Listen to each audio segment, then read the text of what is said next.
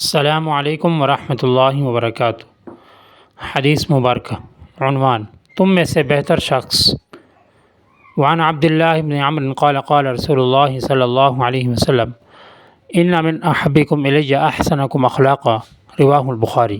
ترجمہ: حضرت عبداللہ بن عمر رضی اللہ تعالیٰ عنہ بیان کرتے ہیں، رسول اللہ صلی اللہ علیہ وسلم نے فرمایا، تم میں سے مجھے سب سے زیادہ محبوب شخص وہ ہے جو تم میں اخلاق میں سب سے زیادہ اچھا ہے۔ رواہ البخاری، مشکوٰۃ المصابیح، حدیث نمبر 5074۔ حضرات محترم، اس حدیث مبارکہ میں حضور علیہ الصلوۃ والسلام نے ہمیں اخلاق کا درس دیا۔ فرمایا صحابہ کو کہ تم میں سے سب سے زیادہ محبوب شخص وہ ہے جو اخلاق میں سب سے زیادہ اچھا ہے۔ آپ صلی اللہ علیہ وسلم نے مال کی نفی کر دی، آپ صلی اللہ علیہ وسلم نے منصب کی نفی کر دی، آپ صلی اللہ علیہ وسلم نے اعلیٰ سے اعلیٰ عہدے کی نفی کر دی کہ جس شخص کے پاس جتنا ہی بڑا مال ہو، جتنا ہی وہ نسب میں اعلیٰ ہو، جتنا مرضی مقام ہو، اگر اس کے اندر اخلاق نہیں تو وہ محبوب شخص نہیں ہے۔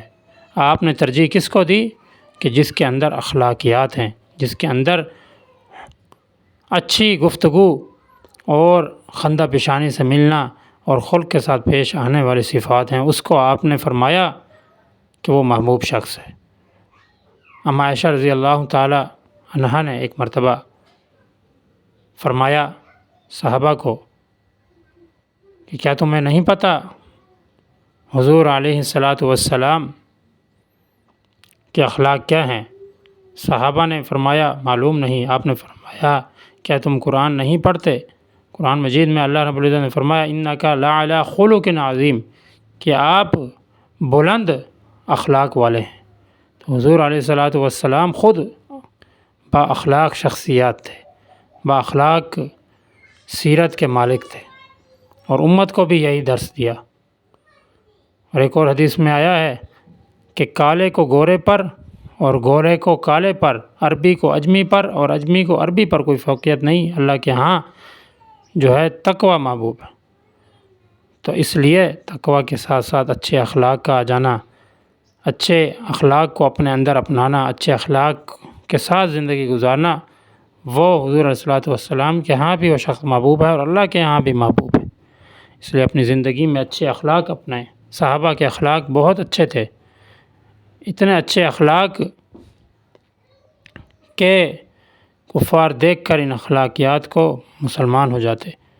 حضور علیہ الصلوۃ والسلام کے اخلاق کا ایک میں آپ کو واقعہ ذکر کرتا ہوں کہ ایک مرتبہ حضور علیہ الصلوۃ والسلام راستے میں جا رہے، دیکھتے کیا ہیں کہ ایک بوڑھی راستے میں جا رہی ہے اور بوجھ اٹھائے جا رہی ہے، بوجھ اس کے سر پر ہے۔ آپ علیہ الصلوۃ والسلام نے دیکھا اور اس بوڑھی عورت سے کہا کہ یہ بوجھ مجھ پر لاد دیجیے، میں اٹھا کے چلتا ہوں۔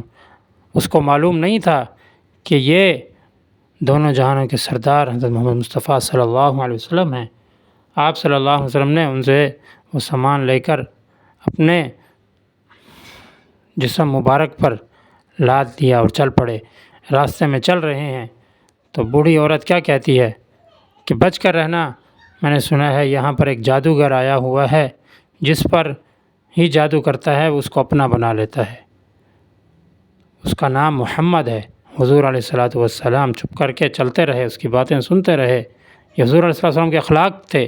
آپ کے اخلاق کا اعلیٰ ظرف دیکھیں گے، ان کی باتیں سنتے ہوئے جا رہے ہیں۔ آج میں اور ہم پر کوئی بات آ جائے تو ہم مارنے پر آ جاتے ہیں، لڑنے پر آ جاتے ہیں، یہاں تک کہ وہ بوڑھی عورت اپنے مقام پر پہنچی، آپ نے وہ سامان نیچے اتارا اور اس بوڑھی نے آپ سے نام پوچھا تو آپ نے فرمایا محمد۔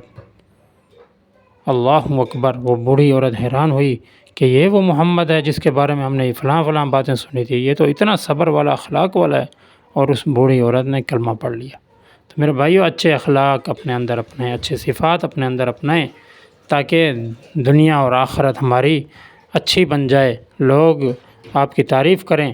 تعریف تو ذات کی ہے، لیکن لوگ آپ کی اخلاقیات کو دیکھتے ہوئے کہیں کہ فلاں بندہ اس دنیا سے چلا گیا، وہ اچھے اخلاق کا مالک تھا۔ تو اللہ ہمیں حدیث مبارکہ کی روشنی میں صحیح معنی عمل کرنے کی توفیق عطا فرمائے۔ وآخر دعوانا ان الحمد للہ۔